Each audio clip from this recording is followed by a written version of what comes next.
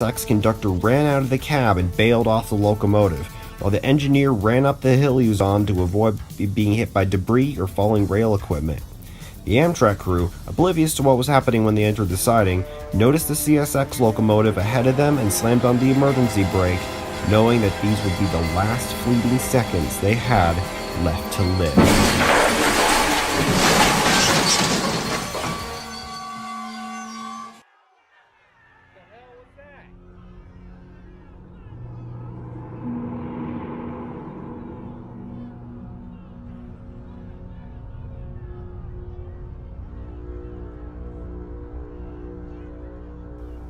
The Amtrak slammed into the CSX 27 seconds after 2:27 a.m., launching the P-42 into the air and over the top of 130 and onto its left side beside the Autorack train.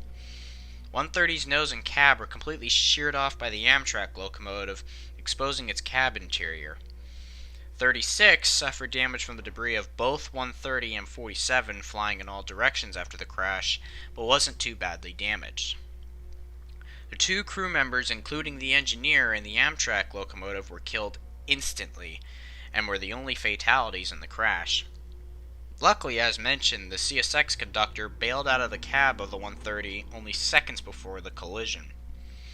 None of that means that anybody on the passenger cars were okay, however. The fourth car jackknifed almost perfectly in the middle, and all of the 87 passengers on board the Amtrak train were jolted awake by the force of the collision. The 4 Amtrak cabin crew were all injured, one of them seriously.